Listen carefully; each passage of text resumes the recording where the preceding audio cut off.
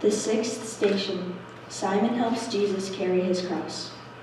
Jesus, you showed us how human you were by needing Simon's help. Your cross was too heavy for you, just as at times our crosses are too heavy for us to carry alone. Were you surprised when the soldiers pulled Simon from the crowd to help you? No soldiers are pulling us out from our groups, yet you are counting on us to help carry the crosses of those who are struggling in life, even when we would rather remain safely hidden among our friends.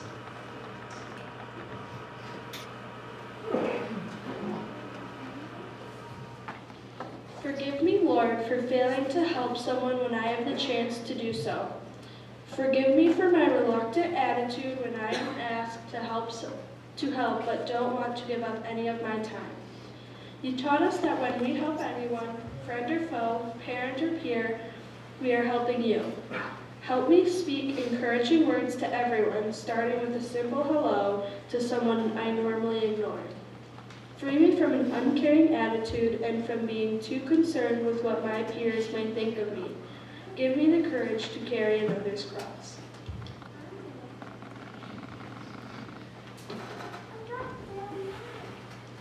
How will you help others when you're asked to do so? What are some recent examples of how you have demonstrated care and concern for someone outside of your circle of friends?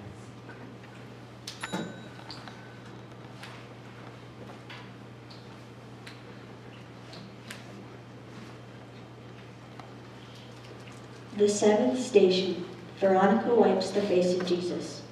Jesus, the mixture of blood, sweat, and dust trickling down your face and stinging your eyes made your painful journey even more difficult. As Veronica wiped your face, perhaps her gentleness in the midst of such brutality reinforced what you already knew and believed. People are basically good and want to do good, but too often fear and selfishness lead them astray.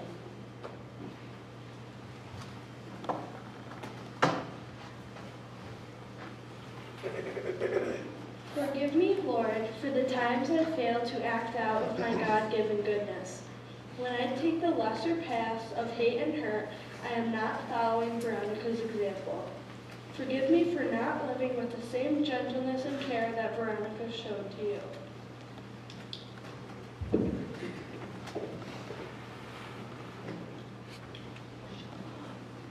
Name some ways you can be more gentle with and compassionate toward yourself and others.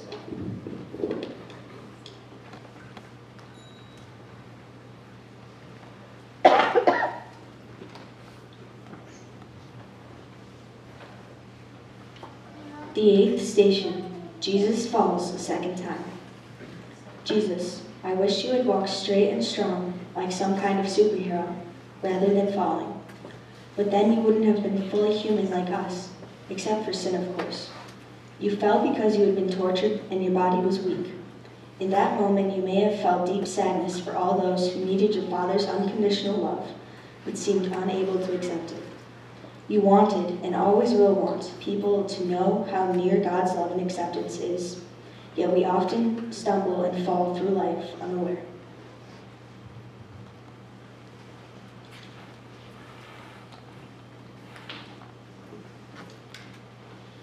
Forgive me, Lord, for sometimes refusing to believe in the tremendous love you have for me. When I walk away from you, your love, I'm like a penniless person who rejects $1 million gift. Forgive me for thinking I have everything I need without you. Expecting myself to be perfect and thinking I don't need anyone's help only makes it harder to get up when I fall. When you fell, the strength you received from your relationship with your Father gave you the courage to get up and keep going.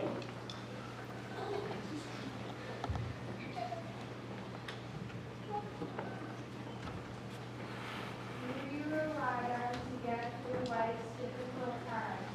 In what area of your life do you need to ask for God's help to try again?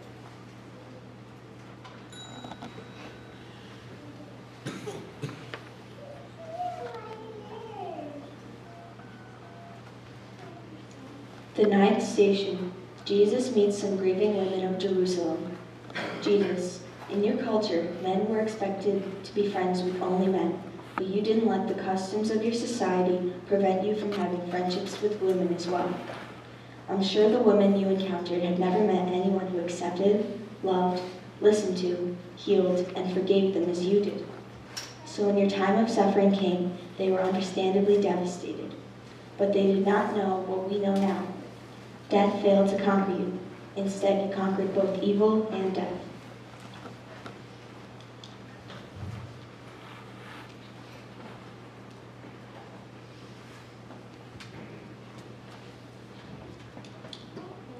Forgive me, Lord, for the times I do nothing when I have the chance to do something to make a difference. Like the women you met, I sometimes feel devastated by the evil in this world. The amount of suffering is truly overwhelming. But though I can't help everyone, I can help someone. Forgive me for the many times I think only of myself. Forgive me for giving into society's ways and prejudices, even when I know it is wrong to do so. Help me to see that this is a journey we are on.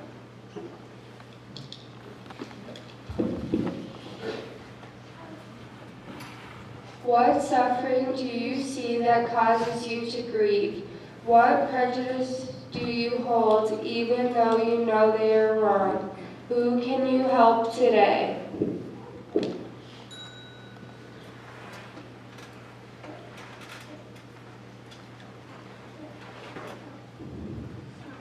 The 10th station, Jesus falls for a third time. Jesus, what was going on in your heart and your mind as you got closer to the horror to come? Surely you knew about and likely even witnessed the crucifixion of others. It was a cruel method of torture that the Romans used to terrorize and control people. Did your fear take your breath away and cause you to stumble? Did you somehow sense your Father's presence at such a terrifying time? Does the horror, cruelty, and suffering in our world today cause you to feel sad?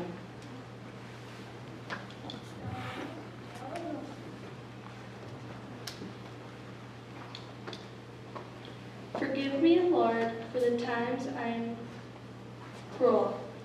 It's so easy to make a hurtful comment that crushes someone's heart. Sadly, I see that when I am at my worst, I am not that much different from your Roman torturers. But I know you encourage me to forgive myself, apologize, ask forgiveness of those I hurt, and try again. I ask forgiveness too, Lord, for those who terrorize people and inflict violence on them. Open their eyes to see you in the faces of their victims. Change their hearts.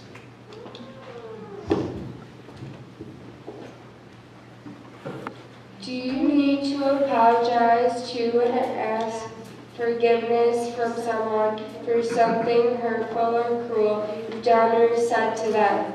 Do you need to forgive yourself?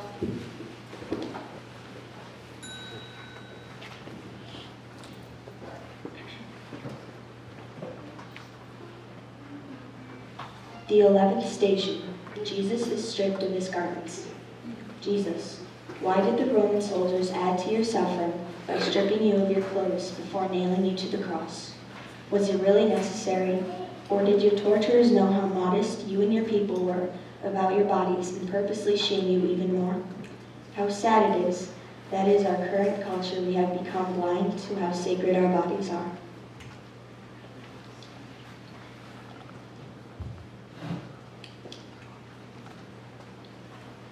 Forgive me, Lord, for the times I do not treat my body very well. Help those who are tempted to use cigarettes, alcohol, and drugs to stay away from these body destroyers.